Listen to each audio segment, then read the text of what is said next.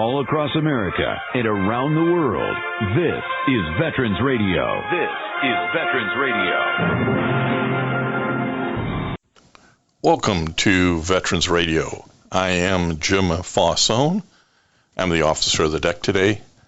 We've got some great programs for you. I think you'll find very interesting. We always want to remind you can find more about Veterans Radio at its Facebook site or at the web. Veteransradio.org is our new URL, veteransradio.org, where we're on the web 24/7. You can find a lot of our podcasts there as well. We post new ones every Tuesday, so you can get a new story, a new interview, something you didn't know before by going to veteransradio.org. And before we get started, we want to thank our sponsors. First up, we want to thank National Veteran Business Development Council, nvbdc.org. It was established to certify both service-disabled and veteran-owned businesses. You'll find out how they can help your business by going to nvbdc.org. We want to thank Legal Help for Veterans. Legal Help for Veterans fights for veterans' disability rights all across the nation. You can reach them at 800-693-4800 or on the web at legalhelpforveterans.com. We want to welcome to Veterans Radio today Carrie Filipetti. She is the Executive Director of the Vandenberg Coalition, which we're going to talk about. But she also was involved in writing a op-ed piece for the Washington Examiner, which is where I saw it earlier, about how civics education maybe could help solve the military recruitment crisis. So you'll want to listen to her here. Carrie, welcome to Veterans Radio. Thank you so much for having me, Jim. Excited to be here. Well, you have a very interesting career path out of the University of Virginia with your degree and then on to work at the United Nations as a senior policy advisor for the United States Mission. You advised then Ambassador Nikki Haley on issues related to counterterrorism in the Middle East and things in the Western Hemisphere. You've done work for the State Department in a lot of things down south, Venezuela, for example, and now find yourself as the Executive Director of the Vandenberg Coalition. Can you tell us a little bit about the Vandenberg Coalition? Sure, I'd be happy to. And I've been very fortunate to have great mentors like Ambassador Haley and others in the last administration that helped establish my career path. So the Vandenberg Coalition, we started it in 2021. I was just leaving the Trump administration and was concerned by what I was seeing as this rise in a sentiment of American retreat, the sense that America is no longer a powerful nation and should not seek to promote its interests and its values around the world. And as someone who grew up on the outskirts of New York City, on 9/11, I'm very much aware that no matter how much we want to retreat from the world, our enemies are going to try to attack us, and it's going to cost far more American lives if we wait for that than if we address the threats in smaller ways before they get to our borders. So that was generally the impetus for the coalition. We wanted to create a network of conservative thought leaders, people who had served in government before, who could really create a new foreign policy for 2023 and going forward.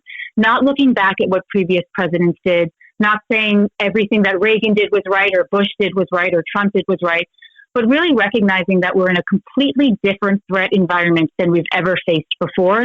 And how do we appropriately confront that threat environment using both the new opportunities that technology provides us, as well as the new challenges and obstacles that we have with things like the rise of communist China.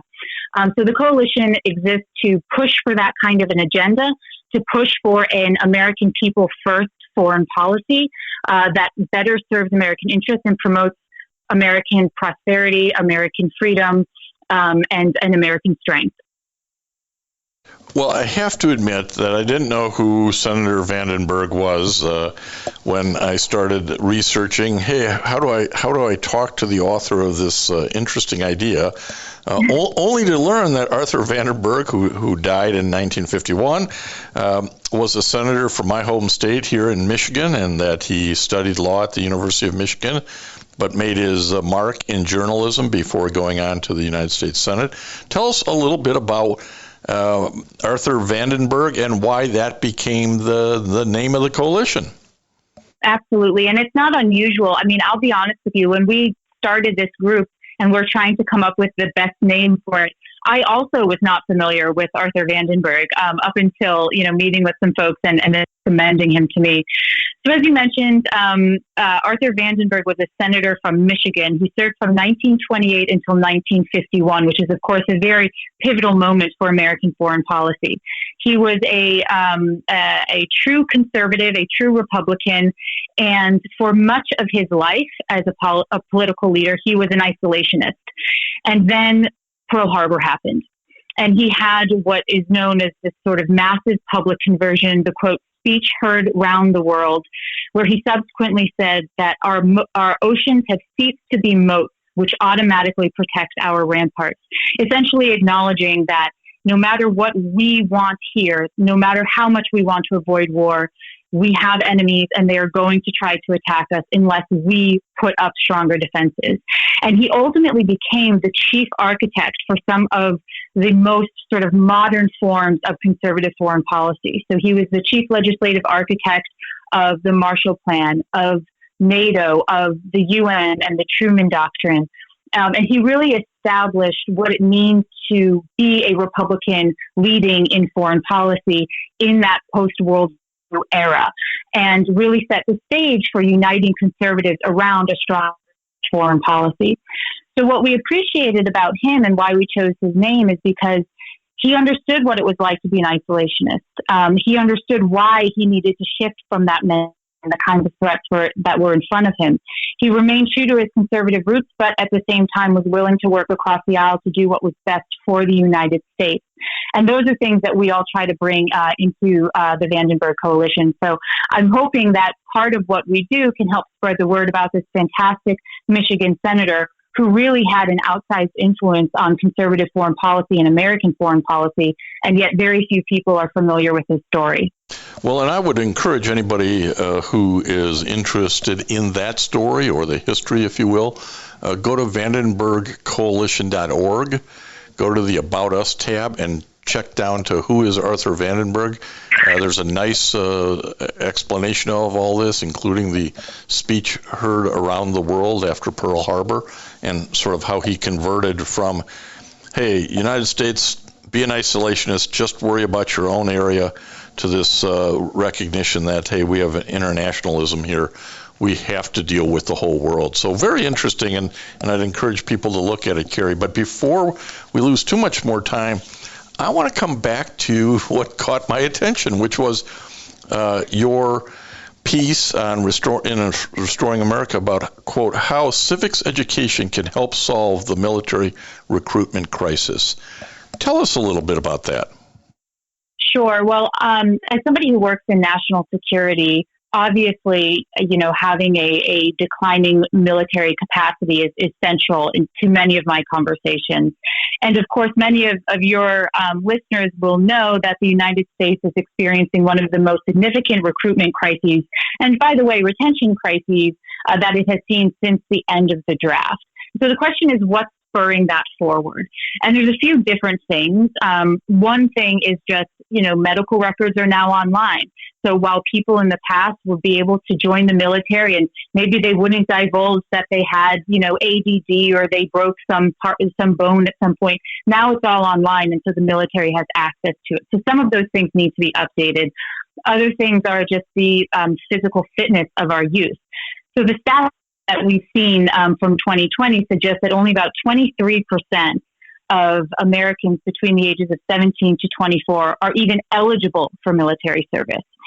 And when you think about that number, then the question is, how many of those want to serve?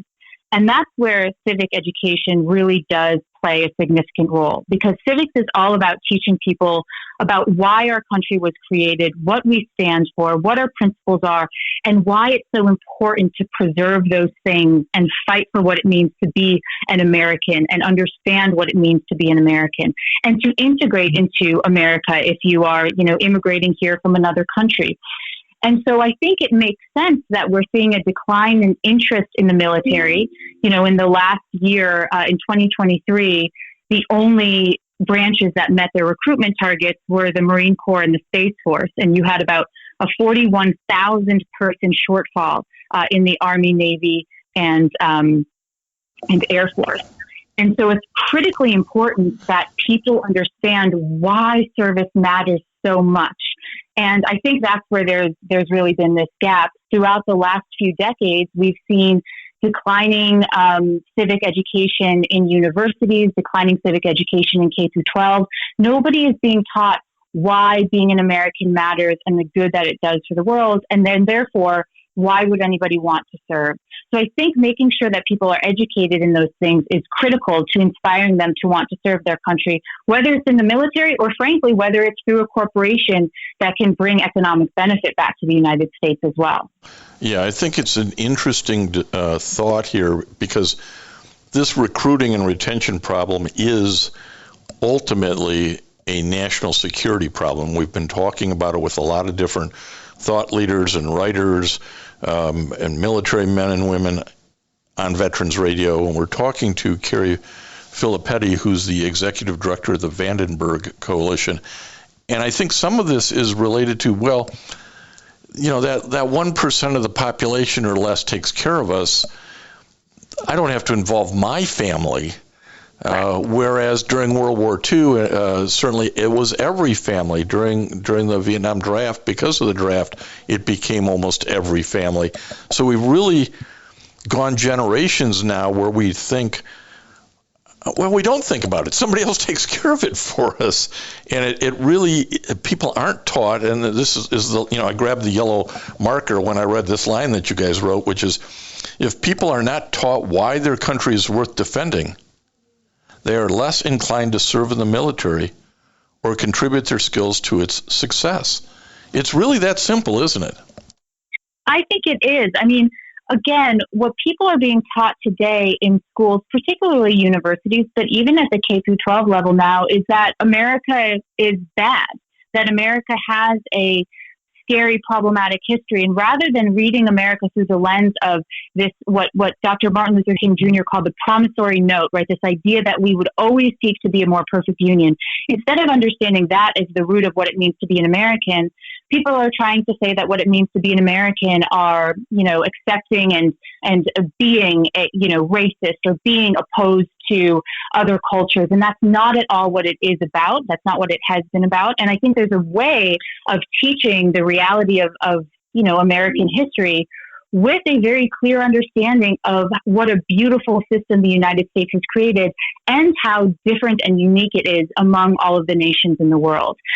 There used to be institutions that would do these. I was a Girl Scout. I'm sure many of your listeners were Boy Scouts. And by the way, the correlation between those who are Eagle Scouts and those who serve in the military or do exceptional things is unbelievable. Absolutely, yep. So, and we no longer have an emphasis on those sort of civics-minded organizations. We don't teach it in schools anymore. We don't teach the Pledge of Allegiance anymore. We don't teach the founding documents anymore. And giving people the tools to understand how the United States has grown and developed, if you really understand our history, you will be inspired to serve this country, whether it is through the military or some other capacity if for whatever reason you don't meet the fitness requirements. But people today are just not excited to be American. People today don't think that their children are going to have a better future than they will. So this is all part of this broader cultural decline and cultural malaise where we just no longer have confidence in the United States anymore. So why would somebody young decide to put their life on the line for the country? And that's where civics education, I think, can make a significant difference. Yeah, we don't teach history at all, and the little bit we do teach is often slanted against this idea of why your country is worth defending. You had a co-author on the article, Hans Zeiger, I believe, from the Jack Miller Center. Can you tell us a little bit about that relationship? Sure. So Hans is the leader of the Jack Miller Center, which is a fantastic organization that builds and sustains a higher education community that's focused on the teaching of civic education. So they create resources and teacher education for those individuals who will be teaching others about what it means to be an American. So they're very much involved in this, what they call the civics knowledge crisis. They focus on teaching about the American political tradition. They host a summit on civics education and have something called the Constitution Day Initiative, which I think would be fantastic for, I'm trying to get more people to celebrate Constitution Day, which is September 17th, which marks the signing of the U.S. Constitution. They work very, very hard on trying to promote civics education and have been involved in this space for many, many years, a lot longer than I have. So Hans is a brilliant leader of this organization and also the co-author of this op-ed. So here becomes the important question. Okay, guys like me read this and said, that's a really good idea. How has it been received by the educational world, though? You're saying, hey, we have to teach this down in the lower grades. Any feedback from the educational world yet? I think there is this recognition, and it's growing as we start to see how some of these initiatives that were intended to sort of recognize issues within the United States, things like the, DEI initiatives and so on. Lately, there's been a lot of pushback against those things as we're seeing it play out, with respect to the crisis in the Middle East and how it seems people are unable to kind of differentiate good versus evil at this stage. And so the education space, I think, is ripe for change. And now is the moment for us to focus on this aspect, regardless of your beliefs on, DEI or other things. I think civics education is a central pillar of making good citizens that want to contribute. So far, we've started to get a little bit more interest as that community, the educational community, is opening itself up to recognizing, maybe we've made some mistakes and seeing how different leaders of universities are being forced out because of those mistakes. So I'm hoping that now is really the moment, but it does require people like you, people like your viewers, people like me, as we, if we have children, to push for civics education there, to try to get our children enrolled in things like, the Scouts programs, to be involved as community leaders, because those are the types of people that will be inspired to want to serve the country as well. So there's a lot that we can be doing at the local level. And, as a conservative, I always believe that it starts local. So that would be my advice, is to work as hard as you can with your own children within your own school districts, pushing for small things that can get people acquainted with the founding documents, acquainted with, the Federalist Papers and the Constitution and things like that, and celebrating Constitution Day and making it a fun event that people are excited to participate in when they're younger. And then they'll ask the question of, well, what does this really mean as they start to get older? And that's a great teaching moment. Yeah, it really is a grassroots kind of thing to get civics reinstalled the right way back into the school system, into the educational system. And if you can't get it in your school system, if you're a parent or a grandparent, are there resources out there that should be being used with the children in their homes? Yeah, well, I first of all, yes. I think there's always ways that you can do this just in your own home. If you have access to a constitution, if you have access to any of the founding documents, which, by the way, you can find for free online as well, reading through those with your children and just asking questions, why was it done this way? What were the other ways that this could have been done? How can you sort of reflect this same principle in your own life?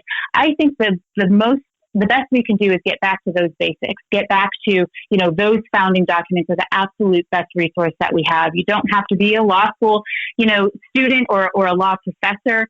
I think just understanding where we come from and engaging in your community are the two best ways that you can do that. Yeah, I think there's a lot of ways, and it does start at that very ground level, whether you can move it into the school systems or make sure you're at least doing it at home, because people really do need to understand why their country is worth defending. That's the long-term solution to the recruiting and retention issue, and we're talking to Carrie Filipetti, who is the executive director of the Vandenberg Coalition. You have an interesting area in which you volunteer that I want to bring up. So you are an EMT with your local fire department. Well, again, this goes back to the idea of service. I will actually say part of that came from I tried to join the Marine Corps. And unfortunately are among those Americans who are unqualified for, in my case, a medical reason. And so I tried to join in 2016 and was politely told, they'd love to have me, but thanks, but no thanks. And so I wanted to find another way to serve my country. And serving as an EMT, I served throughout the entirety of the pandemic, was a great way for me to focus on, again, bettering my community, being of service to those around me. So I've really enjoyed it. And it also has a little bit of that, military hierarchy to it, which I think I was looking for as well. Well, importantly, I think our veteran radio listeners like to know that the people that they're talking or hearing about here on Veterans Radio either have served or understand the value of service or are displaying that sort of, hey, I'm gonna serve my community, and that's great. Congratulations on that EMT work. If people want to know more about the Vandenberg Coalition, how do they find that out? Yeah, well, you were great in giving your listeners the website address. So it's vandenbergcoalition.org, and you can find out more about what we do and subscribe to our weekly newsletter, which is called Beyond the Water's Edge. I also recommend a fantastic book if you want to learn more about the senator himself. It's called Arthur Vandenberg, The Man in the Middle of the American Century, and it's by someone named Hank Meyer, Meijer, which is a fantastic resource into understanding how American foreign policy was shaped. And there's a big piece of civics education as to why Vandenberg himself was inspired to serve. And then lastly, I would just also encourage your listeners to check out the Jack Miller Center, which is jackmillercenter.org, where you can read more about Hans and his organization, which focuses every day on trying to create a strong America based on, teaching about our founding principles.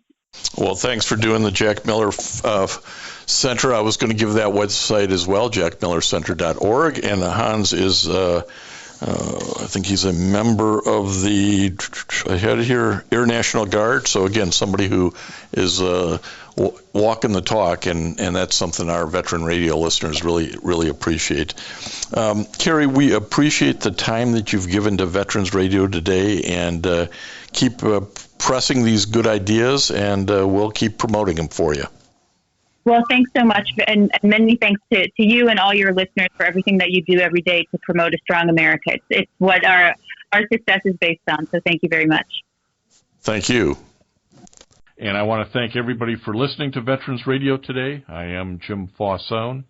It's been a pleasure to be your host. I'm a veterans disability lawyer at Legal Help for Veterans, and you can reach us at 800-693-4800 or legalhelpforveterans.com on the web. You can follow Veterans Radio on Facebook and listen to its podcasts and internet radio shows by visiting us at veteransradio.org. That's veteransradio.org. And until next time, you are dismissed. If you have a VA claim denied by the Board of Veterans' Appeals, contact Legal Help for Veterans at 1-800-693-4800. They're experts in handling cases before the U.S. Court of Appeals for Veterans Claims. Their number again, 1-800-693-4800. We again want to thank our national sponsors, the National Veterans Business Development Council, NVBDC.org, VA Ann Arbor Health Care System, the Vietnam Veterans of America Charles S. Kettles Chapter, Ann Arbor, Michigan, VFW Graf O'Hara Post 423 in Ann Arbor, and the American Legion Presscorn Post 46, also in Ann Arbor. We appreciate all your support. You can go to veteransradio.net, click on the sponsor level, and continue to support keeping Veterans Radio on the air. And until next time, you are dismissed. Lucky Land Casino, asking people, what's the weirdest place you've gotten lucky? Lucky? In line at the deli, I guess? Aha, in my dentist's office. More than once, actually. Do I have to say? Yes, you do. In the car before my kids' PTA meeting. Really? Yes. Excuse me, what's the weirdest place you've gotten lucky? I never win and tell. Well, there you have it. You can get lucky anywhere, playing at LuckyLandSlots.com. Play for free right now. Are you feeling lucky? No purchase necessary. Void where prohibited by law. 18 plus. Terms and conditions apply. See website for details. What's the first thing you do if you'd had more time in the day? Take a nap? Read a book? Talk with a friend? When you know what's important to you, it's easier to fit it into your schedule. Therapy can help you figure that out. BetterHelp offers affordable online therapy that comes to you. Start the process in minutes and switch therapists anytime. Learn to make time for what makes you happy with BetterHelp. Visit BetterHelp.com/happieryou today to get 10% off your first month. That's BetterHelp, HELP.com/happieryou.